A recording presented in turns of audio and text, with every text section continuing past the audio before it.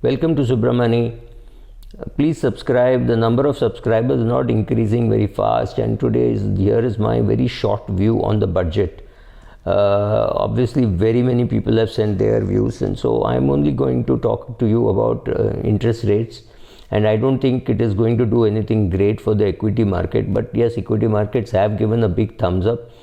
But this could be the lull before the storm. So don't get carried away. Don't think we are going to go up by 5% every year for the next 365 days. No, nothing like that is going to happen. You will find reactions of, steel duty has gone down, right? So obviously steel company profits will be impacted. Yesterday, many of the metal stocks were up 5%. So we do not know.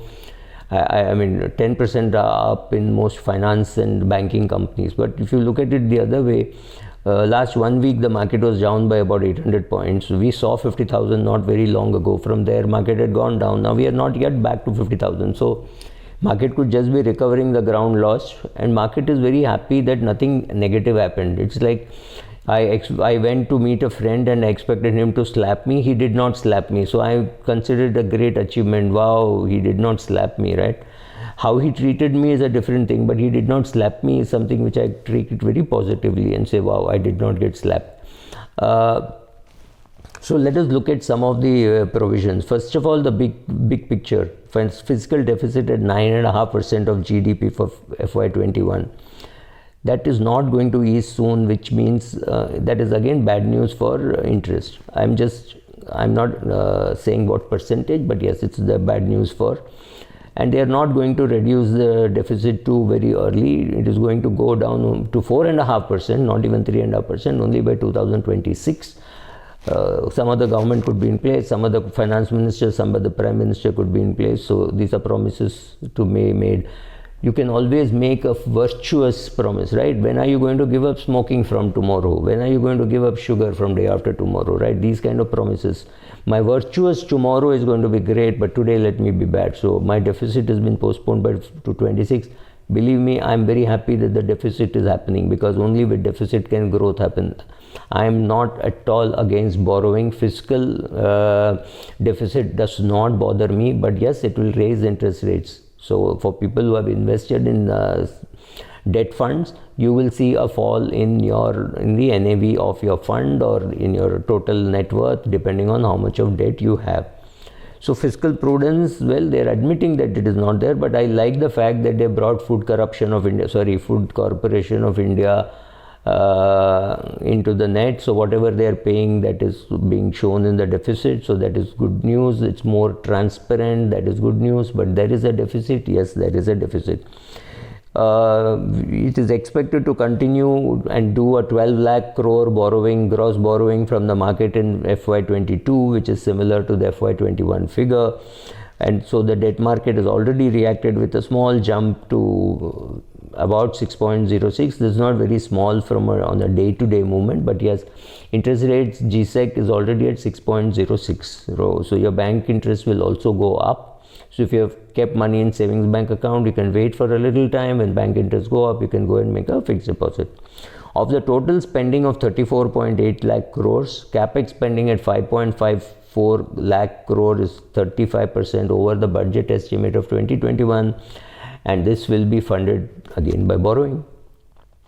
They are creating a development financial institution for infra financing. I am not very optimistic about the government being able to do infra financing or venture capital financing, the other thing that they are thinking about. No, it makes no sense. But yes, there is some talk about infra financing, and they are hoping that with a 20,000 crore capitalization, I have no clue how good that is going to be or how much enough it's going to be and how it is going to function. Because the old financial institutions, we are from that age when we know how IDBI, IFCI, ICICI and all work. No, not a very happy situation. Then they're creating a bad bank to free up good banks. Nothing, it's been spoken about for a long time. If it is not funded separately by the government, it is going to look like another ARC. We have enough ARCs, so I don't really see too much promise for this. But yes, they are creating this new. They are also planning. Nice to hear words like privatization and monetization. If you remember, N. Chandra of Tata Group also used the word monetization, saying some of the old assets will be taken and real estate in which would be created. The government has spoken in similar terms. But over the last 6 years, this government does not inspire that they are going to really do it. They've spoken about it for a very long time. They've spoken about privatization. I don't know what really works. They're going to issue new bonds for infrastructure, zero coupon bonds, etc. Again, a promise made as long back as in 1992-93, not just now, that there will be a secondary bond market. It's just not happening. People are talking about it. I feel mutual fund industry became very successful in equity simply because there was a very strong underlying market created by the regulator. Hats off to SEBI. They made sure that the demat really worked, and all shares transactions went online. The volumes went up dramatically, and currently you see so many new accounts being opened. Unfortunately, you cannot say that for real estate or debt market. So if I do not know that whether the underlying market is well regulated, the fund cannot perform. So a real estate fund cannot perform in a country where you do not know what is the price being paid in one road versus another road, at what rent your neighbor is staying. If you have none of that information available, there cannot be a robust market above it. So if you take equity markets, it's a brilliant, robust market, and therefore you could fit a mutual fund into it. But in in real estate, you don't have a great transparent market. And in debt market, it's even worse. You don't have two-way codes for everything. I do not know why national savings certificates and Kisan Vikas Patra cannot be put in demat form. Why PSU bonds can't be put in demat form. Why GSECs can't be put in demat form. If it is all available in demat form and there is a market discovery process, we can have a fantastic and a robust bond market and a fantastic and a robust mutual fund debt market. You will not have crisis saying, oh, I'm unable to find a buyer for my bonds, right? PSU monetization, PSU bank recap, these are old hats. They've been talking about it. This recap does not help. 20,000 crores will just evaporate. They will need 20,000 crores every quarter. So this is obviously a number which is very small unless they can really privatize banks. They talk about it, but they don't do it. So I do not know how PSU asset monetization is really going to happen. The stock market seems to have cheered it, but I do not know.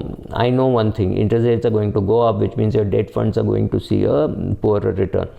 How much will interest rates go up by? I have no clue. How much RBI tries to control what the market does, but I do think over the next 1 year, you should be able to see jumps in terms of 0.25, so 4 or 5 jumps or maybe 8 jumps. I don't know. I'm not sure about that, but yes, interest rates are headed up, which means your yields will improve. So anything above your ultra short bond fund is going to give you negative return. It has already given you. When you go and check today, you will be sitting on negative things. So budget has been good because our expectations has been met. Nothing, no new taxes has come, but there is some hidden thing about a cess on diesel and petrol that is going to hurt. That is again going to contribute to inflation. So yes, be ready for inflation. We had forgotten inflation in 2014. Inflation was kept under check. Raghuram Rajan thinks he did it. Narendra Modi and his cabinet think they did it. Whoever did it, if inflation has been under control, now it will go a little bit higher. But if that is compensated by growth, and then I don't think there is something to crib about. Overall, a good budget, maybe 7 or 8 out of 10 during a bad year like COVID. I'm quite impressed with it, and that's it, nothing else. I mean, a lot of other things to talk about, which I'm sure people would have given you mails. ULIP and PF, voluntary PF, those are very important changes, but I'm sure more details you can get from the net rather than on video. Thank you.